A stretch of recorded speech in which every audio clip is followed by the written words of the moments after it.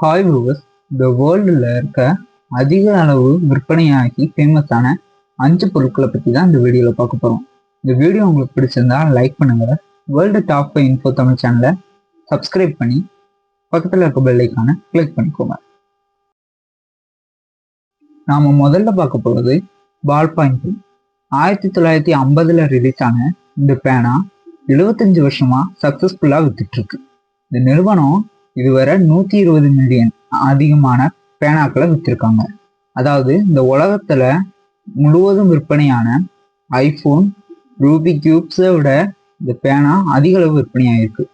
1950 இருந்து இப்போ வரைக்கும் இந்த பேனா எந்த விதமான மாற்றமும் டிசைன்ஸ்ல பண்ணல. ஆனாலும் இந்த பேனாவோட சேல் வருஷத்துக்கு வருஷம் அதிகமாயிட்டே தான் இருக்கு.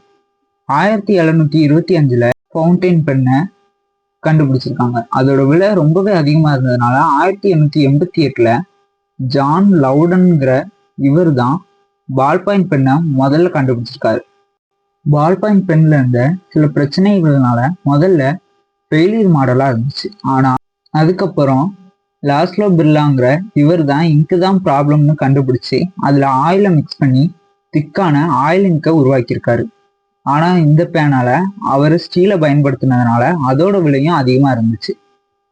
மார்சல் பிச்சுங்கிற இவரு இதே பால் பாயிண்ட் பெண்ணை ஸ்டிச் வாட்ச் செய்யற மிஷின்ல வச்சு இதோட பேனாவோட முக்கியமான இந்த பாலை ஸ்டெயின்லெஸ் ஸ்டீல்ல செஞ்சிருக்காரு. இதோட பேனா மூடிய பிளாஸ்டிக்ல செஞ்சிருக்காரு. பேனா டேபிள்ல உருண்டு கீழே விழாம இருக்க கிரிப்பா இருக்கிற மாதிரி டிசைன் பண்ணியிருக்காரு. பேனா ஈஸியா உடையாம இருக்க இதோட பாடியில பாலிஸ்டைனை பயன்படுத்தியிருக்காரு. இதோட இங்கு ஸ்டெக் ஆகாம இருக்க அதோட பாடியில ஒரு ஹோல் போட்டு இங்கு ஸ்டெக் ஆகாதபடி டிசைன் பண்ணியிருக்காங்க. இந்த பர்ஃபெக்டான டிசைனாலையும் இந்த பெண்ணு சீப்பான விலையில கிடைச்சதுனாலையும் இன்னைய வரைக்கும் இந்த பெண்ணு சேல்ஸ்ல இருக்கு. நாம அடுத்ததா பார்க்க போறது கேசியோ F91. உலகத்துல இருக்க வாட்ச்லேயே இந்த வாட்ச் தான் அதிக விற்பனையான வாட்சா இருக்கு. 1989 இந்த வாட்சை விற்பனைக்கு கொண்டு வந்திருக்காங்க. இதுல இருந்து இப்போ வரைக்கும் 39 வருஷமா இந்த வாட்ச் விற்பனையில இருக்கு. இப்போ கூட இந்த வாட்ச் ஒவ்வொரு வருஷமும் 10 லட்சம் விற்பனை ஆகுது. இந்த வாட்ச் ஆரம்பத்துல இருந்து இப்போ வரைக்கும் இதோட டிசைன்ஸ்லயும் விலையிலையும் எந்த மாற்றமும் பண்ணல. வாட்சை ஒசாமா பின் லேடன் கூட பயன்படுத்தியிருக்காரு. இந்த வாட்சை வச்சு பாம்களை கூட வெடித்து வச்சிருக்காங்க. இதனாலேயே அமெரிக்கா FBI இந்த வாட்சை தடை விதிக்க கூட நினைச்சிருக்காங்க. ஏன்னா அந்த அளவுக்கு இந்த வாட்ச் பயன்பாட்டுல இருந்திருக்கு. கேசியோ நிறுவனம் 1946 மெக்கானிக்கல் போர்டுகளையும் கால்குலேட்டர்களையும் தான் அதிக அளவுல விற்பனை பண்ணிட்டு இருந்தாங்க. அதுக்கப்புறம் தான் டிஜிட்டல் சேர்த்து கால்குலேட்டர் வாட்சை தயார் பண்ணாங்க. அவங்க பல மாடல் லான்ச் பண்ணியிருந்தாலும் F91 வாட்ச் தான் ஃபேமஸ் ஆச்சு. இப்போ வரைக்கும் கூட மிஷின்களை வச்சு இந்த வாட்சை உருவாக்காம மனிதர்களை வச்சு தான் உருவாக்குறாங்க. அதனாலயே இந்த வாட்ச் வேகமா சோல்ட் அவுட் ஆயிரும். நீங்க யாரெல்லாம் இந்த வாட்சை யூஸ் பண்றீங்கன்னு கமெண்ட் பண்ணுங்க. நாம அடுத்ததா பார்க்க போறது சுவிஸ் ஆர்மி நைஃப். 1891 கேரல் பிளான்சிங்கிற இவர் தான் சுவிஸ் நைஃபை உருவாக்கியிருக்காரு. அதுல இருந்து இப்போ வரைக்கும் 134 வருஷமா இந்த சுவிஸ் நைஃப் வித்துட்டு இருக்காங்க. இவர் முதல்ல சுவிட்சர்லாந்துல உள்ள இராணுவ வீரர்களோட கன்களை ரிப்பேர் பண்றது ஒர்க் ஷாப் தான் வச்சிருந்திருக்காரு. அதுக்கப்புறம் 1897 இது கூடவே இராணுவ வீரர்களுக்கு தேவையான ஃபோல்டிங் கத்திகளை வித்துட்டு இருந்திருக்காரு. அதுக்கப்புறம் இராணுவ வீரர்களுக்கு தேவைப்படுற சிசர், ஓப்பனர் சேர்த்து ஒன்னா உருவாக்கியிருக்காரு.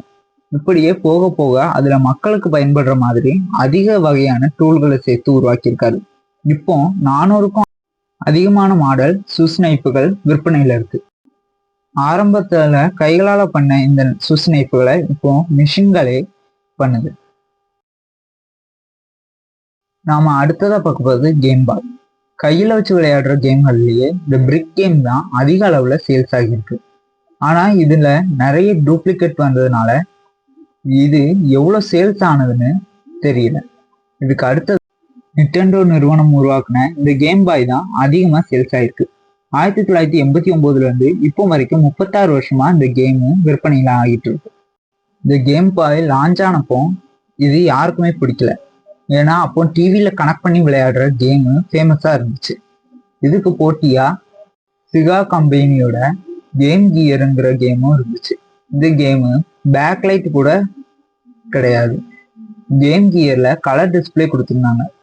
அதனாலயே ஆரம்பத்துல இந்த கேம் சேல்ஸ் ஆகல. ஆனா போக போக இந்த கேம் கியருக்கு 6 பேட்டரி போடணும். ஆனா கேம் பாய்க்கு 4 பேட்டரி போட்டா போதும்.